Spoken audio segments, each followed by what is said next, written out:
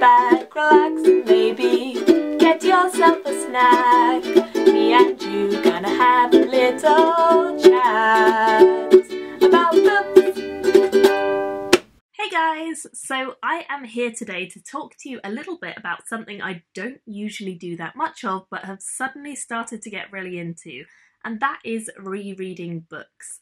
I have always, since starting YouTube about 5-6 years ago, I have always read new books over going back and rereading my favourites, and that has always been the case, just because I love reading something new. I love the discovery. I love sort of being the one to sit down and discover a new story, and sometimes I get a bit irritated if I have to reread something because I already know what's going to happen, so the surprise is not that real. I mean, it can be if you leave it long enough between reading the books and you've forgotten everything, but usually I'm quite good at picking up and remembering what happened in a story versus just trying something new and not knowing what's going to come, so I don't tend to reread that much. But I recently decided that I would reread some books that were childhood favourites and also some books that are much more recent favourites and see what I thought of them now that I've reread them and sort of re-experienced the story. So I first off reread some of the famous 5 books by Enid Blyton. I recently reread about 8 of the famous 5 books, and one of them that I reread was this one, 5 Get Into a Fix. And I had a lot of the famous 5 books on cassette tape when I was young. I was gonna say like CD, but it wasn't even that, it was a cassette tape. I had loads of them on cassette tape when I was young, and I used to listen to the famous 5 to go to sleep. So I would listen to the tape, and probably by the end of side 1, or definitely by the end of side 2, I'd probably be asleep. And I got so familiar with the stories, not just of the famous 5, but also of like Mallory Towers and St. Clair's by Enid Blyton, that I could probably have recited them to you as a child, or at least certain bits of them I definitely could have. It's been a long time since I listened to or read the books, a very long time, probably at least 15-20 years, and I couldn't remember much of the stories. I could definitely remember like the main characters, I could remember kind of generally what happens on their adventures, but I did not remember the details at all. So I wanted to go back to the famous 5 world and just find out a little bit about them and what their stories were like. And I did go back to it, and I found out that my memory of the books is definitely different to the reality of the books, in that the books themselves are still what they were, but I now understand a lot more about them. And by that I mean some of them have not aged very well at all. There are some derogatory remarks in them that definitely would not be acceptable by today's standards, so that's certainly made them a product of their time, and they do not age as well as some books have. But with that being said, I guess that can be applied to pretty much everything. I also think they are so much shorter than I thought they were. I really did not understand how shallow the storyline was. The plots are thin, to say the least. There's not an awful lot of mystery to any of the mysteries, and they really do not have the scope or the adventure that I thought they did when I was a kid, and I was like, oh my gosh, I really want to be one of the famous 5. I'd love to go on adventures with them. I'd love to go to Kirin Island and be a smuggler and explore all these old houses and farms and campsites and abandoned railways, which honestly I would hate to do nowadays, but as a child you are full of adventure and full of ideas, and I loved the concept of the famous 5. I still think that it's a really great idea to get kids outside and get kids exploring and investigating and having a good time together. I mean, those morals and those values are still very much a part of me and a part of probably everyone who grew up with Enid Blyton, but they have not aged well. So it was an interesting experiment to read quite a lot of them, and they brought back so much nostalgia. Nostalgia is the key thing with rereading, I think. When it's a childhood reread, nostalgia is the thing that you'll find the hardest to separate from a critical review or analysis of the book and just your memory of the book. My memory, as I say, was really, really heartfelt. These were my favourite books as a kid, like absolutely unbeatable favourites. They're still good and there's still definitely merit to them, but a lot of the good bit comes from my memory as a kid, and I didn't understand all the connotations of everything back then. I was a lot more innocent and naive, as kids are, and so it worked for me back then. But I don't know now whether if I had a child or if I had a young cousin or something like that, whether I would read them the stories.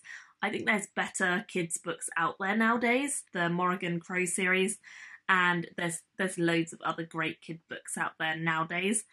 And I don't think this one or this series really lives up to it. There might be other Enid Blyton series like Mallory Towers or St. Clair's or whatever that is more in line with today's values, but definitely the Famous Five, certain bits have aged poorly. Moving on to a more modern reread, because as I say, I read 8 of those, that's my general assessment.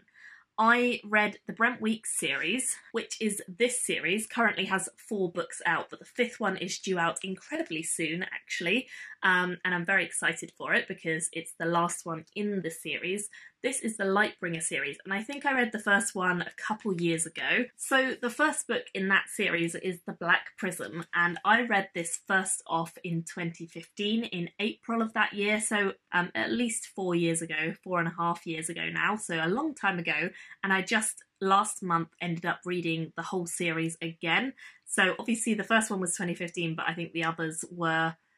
I read the first 2 back to back, I think, and then the 3rd one and the 4th one I think I read as they came out. I'm not entirely certain, but I definitely read the 4th one as it came out. I remember waiting for the 3rd and 4th, I think. So yeah, I think I just read the first 2 back to back and then read the 3rd and the 4th as they were released.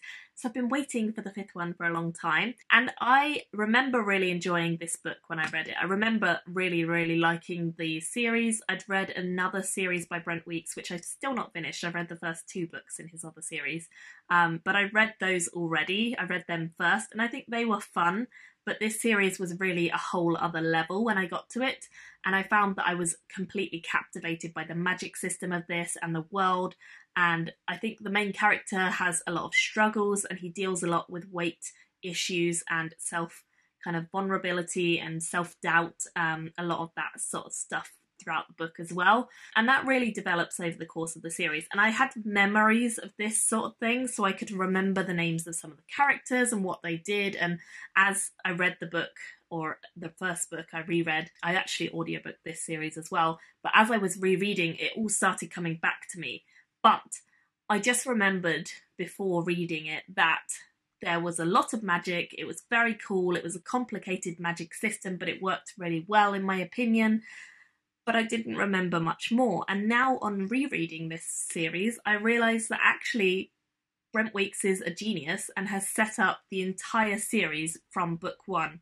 All the plot points, and he has a lot of them, which completely baffled me and surprised me and were ingenious reveals and revelations and just moments I did not see coming.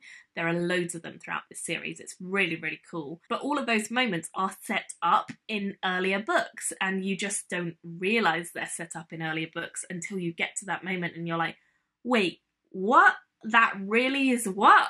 So it's pretty cool, and it made me appreciate rereading a little bit more, because it made me think, actually, if you do sit down and you reread an author's work, you find an appreciation for what they're setting up. You find an appreciation for how well they craft their story and how well things lead into one another. Sometimes with series you get unanswered questions, and I think Brent Weeks is one of those authors who's very good at kind of keeping on top of all his story threads. There aren't many things that are unresolved. There's a lot that's kind of ongoing, because obviously we still need book number 5, but there's a lot of stuff over the course of the series which does get resolved, and resolved very interestingly, with plot twists and with reveals that I could never have seen coming on the first read through, but on the second read through I was ready for them, but they still were clever because of the way he crafted the story. And I think that's a real merit to the author. I'm not sure every series would do this, and every series when you reread it would kind of show you these amazing things that the authors put in. Definitely other authors do it, but Brent Weeks is one of the first where I've reread the whole series. Ideally, my next one would be Robin Hobb, because she is one of my favourites, or Ken Liu or Emma Newman, because they're all favourite authors for me. but Robin Hobb has like a bajillion books, so it would be quite a commitment to reread all hers, and I wouldn't be rereading anything new or reading anything new for ages. But I might read some of hers on the side because I love her series so much. It's such a good series, and yet you forget things. You don't realise how much you forget because you think that when it's your favourite series or it's a series you love, you remember more, and you do. But there's so many tidbits, there's so many like lines of dialogue between characters that are done really well, or little moments, little tidbits hinting at something to come that you don't know is hinting at something to come until you read the next book, and then that thing happens, and then you go back and you're like, mind blown. It's cool, especially Robin Hobb. She ties so many things in her series together really, really well, and I think she's a genius. So rereading hers, I have reread a couple of hers before, but definitely not the whole series. I'd love to reread the whole series back to back. That'd be cool. But it would be a complete Robin Hobb immersion, so it would take me ages. I'd love to know actually what series you guys have reread a couple times. I've reread Harry Potter before, and I love rereading Harry Potter, so I don't know why I didn't ever really do it with other series until now, because Harry Potter's one of those series that has a lot of nostalgia as well. I think Harry Potter's aged better than some of the other series out there, because obviously it's not that old. It's still fairly recent in general terms, but I love Harry Potter, and the magical sense that I got when I first read it, I still get when I reread it. So I think the same would be true of Robin Hobb, and Ken Liu. In fact, his books as well I thought were impeccably written. So yeah, it would be really cool to reread some other series by other authors who I really, really enjoy, and I definitely want to do that.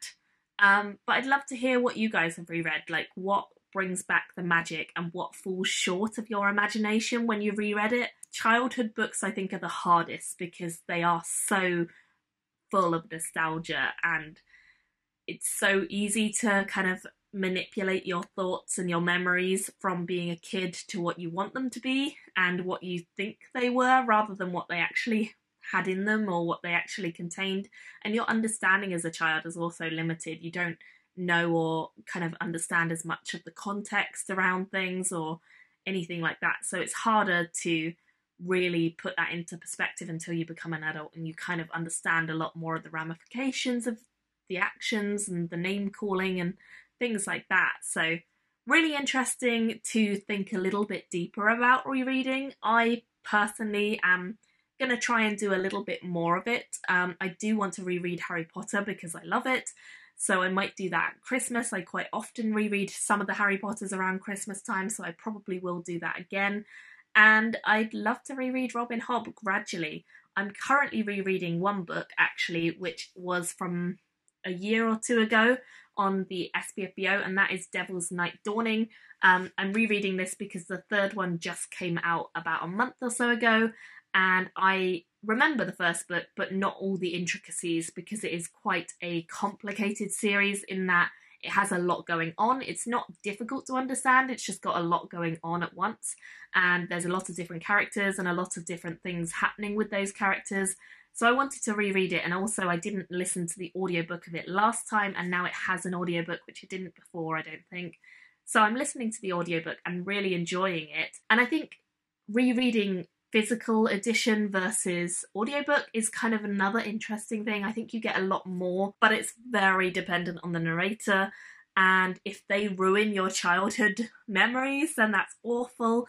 But if they kind of enhance the story in ways you never thought of, then it's great. So it completely depends on the narrator. Yeah, I'm currently rereading that and listening to it and enjoying it.